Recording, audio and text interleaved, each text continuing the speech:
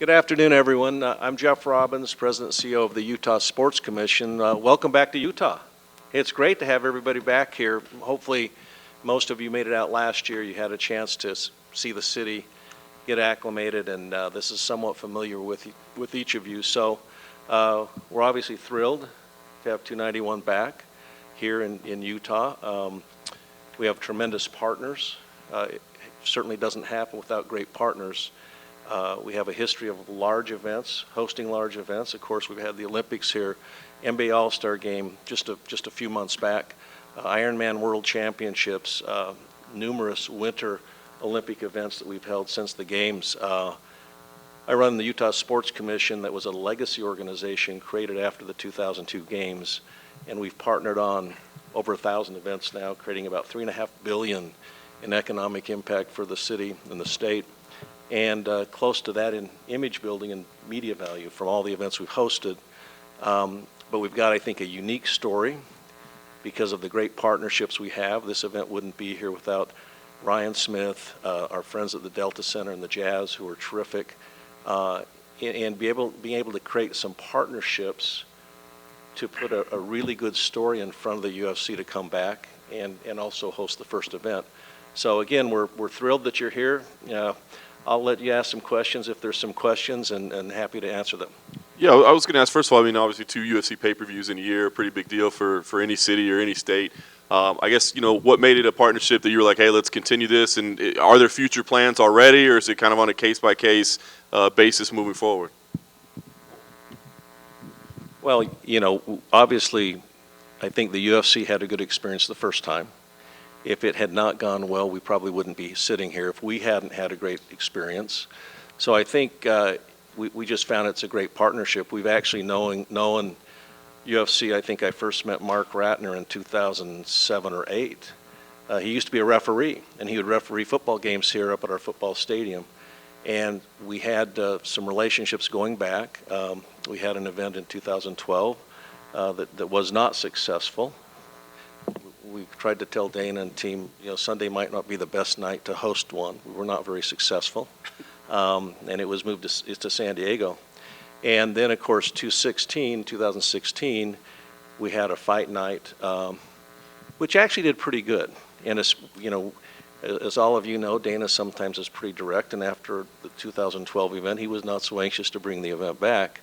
But it was a good enough event. We got enough traction, kind of rekindled relationships, and it was really a pretty good event. So we started chatting. I saw Ryan a couple of years ago and started talking about we ought to rekindle the relationships, and he has some relationships at Endeavor and some things that are really key in this process. We have some funding and some other things that we do, and then we just started seeing if we could bring it back. And yeah, I think we'd love to bring more events here.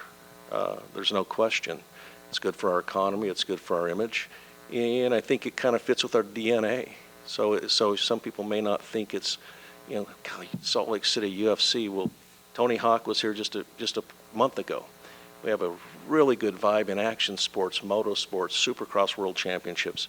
So I think once you discover all the things that we've hosted, all the things that we've done, it starts to make more sense to you that UFC is here and that it's a fit in the community.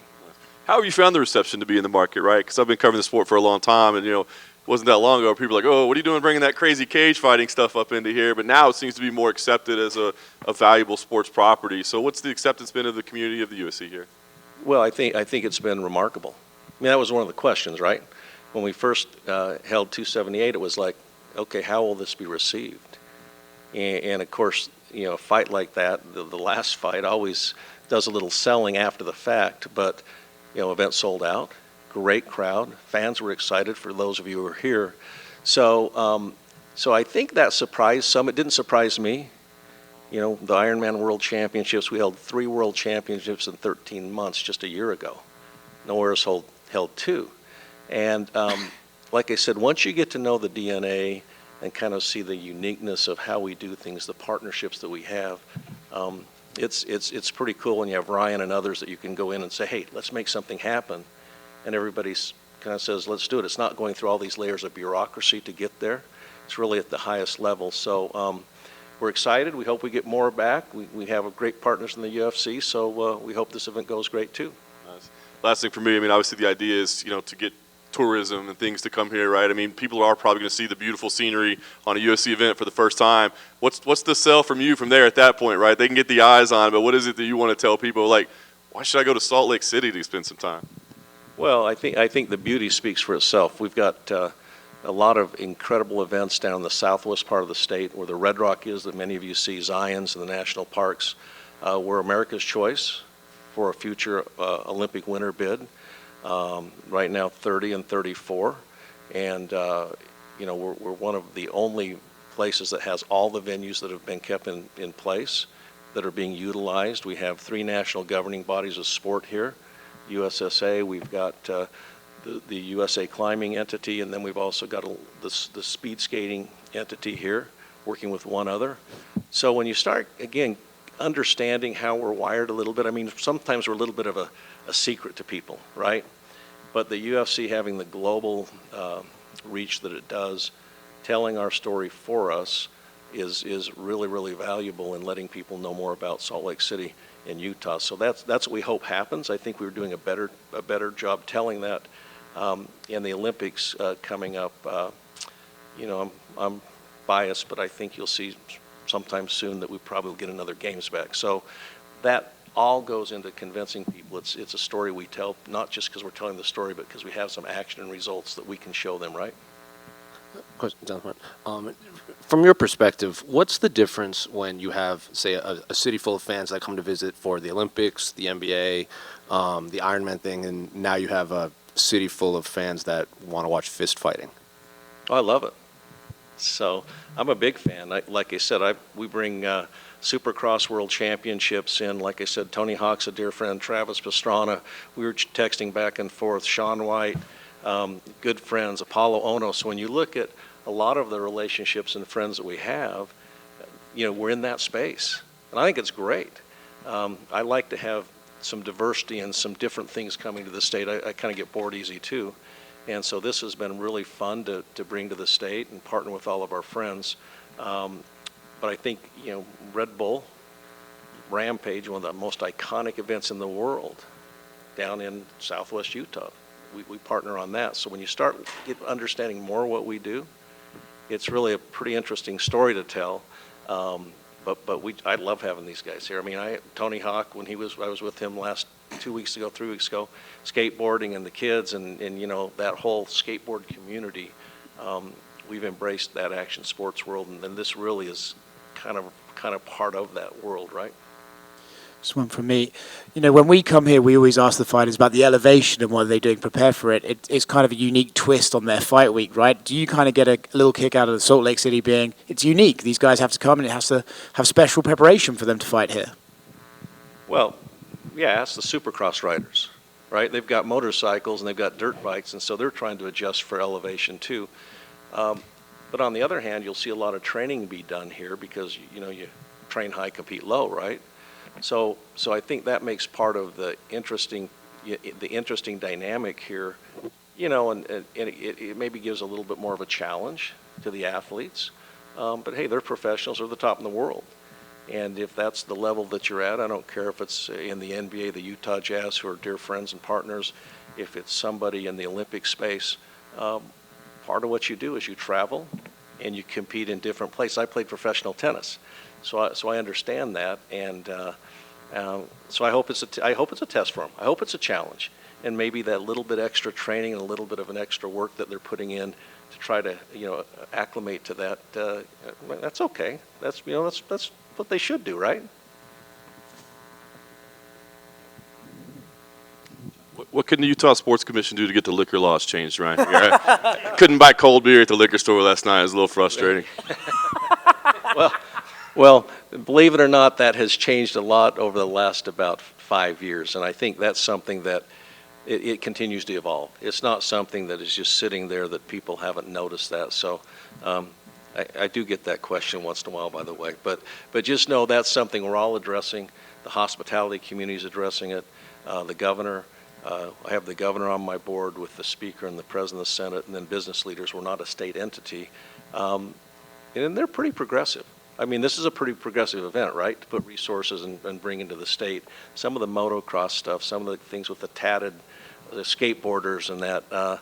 So like I said, I think the story is it's a lot more diverse and it's a lot more dynamic than maybe some may think, right? I'm not skirting it, by the way. It was a far better answer than I deserved. Appreciate it. Just as a side note, have you heard any rumors or any new developments with the MLB expansion chase here in Utah? You know, I'm on that collaboration. They have a group of us that are involved, and just keep telling the story. And the interesting thing about the UFC, when you look at the global reach, it helps tell the story, right? All of these major events that we're hosting tell a story for us that we're a great destination for franchise. I mean, we hear NHL talk here, of course, the Olympic stuff, UFC, World Finals and Supercrosses, Ironman. So when you look at all of the success we've had, I mean, over 1,000 events. We had 78 events we partnered on last year, the Sports Commission in the state. So that's more than one a week. That all rolls up to tell the story. So I don't, whether it's NHL, whether it's MLB, it tells a story. Having people like Ryan Smith involved can get in and maybe have a different perspective, which is great. So this is just another step in telling our story that also dovetails, whether it's an NHL team, MLB, or other things we're doing. The Olympic world knows UFC. Who knows if UFC makes it into the Olympics sometime, right? And so we have some pretty interesting contacts in a lot of different places that maybe dovetail into the UFC more than you might think, on the surface. Hi. Hi. So for the NBA All-Stars, there were certain players that were not too happy with the nightlife in Salt Lake City. How are we making that change for the UFC, and what are those pre-events that are going to make the full fan experience? Well, and again, a lot of this is evolving. It's like the liquor laws that we just spoke about. And I think Salt Lake City, like I said, I don't think some of the events that have come here, NBA, Olympics, other things we're working on, it hasn't been that big of an impediment so far. And like I said, we're embracing diversity. We're embracing all of these different groups. I mean, Tony Hawk, if you talk to him about Salt Lake City and the experiences he's having, a lot of the skateboard athletes and that, that really doesn't come up so much, because when athletes come, most of the time they're fighting. Now, the fans may want a different experience, right? But most of the athletes that are fighting in a competition like this, man, they're like when I played professional tennis. You go in, you play, and you don't have a lot of time other than focusing on what you're there to do. We haven't had a lot of people complain about that, but generally speaking, what you're kind of looking for is here. May take a little more looking or becoming more familiar with the place. I mean, a lot of the major cities you go to, you've been to a number of times, so they already know. I think as they come back here and they find out what's here, and again, we've got a very progressive leadership in the state government, people like Ryan, others, and we evolve, and we know we need to evolve in some areas. So we don't just kind of look at it and kind of say, yeah, it's not a big deal. But I think the more you discover Salt Lake City and Utah, the more you will find those kinds of things. But again, if you go to a city for one time, pretty hard, right? Because you guys, well, I don't know if you're here for business. Anybody here for business? I'm just kidding. So I think as you come into a city, you'll start looking at it and saying, all right, there's a place I'd like to go. Hey, that was from last year.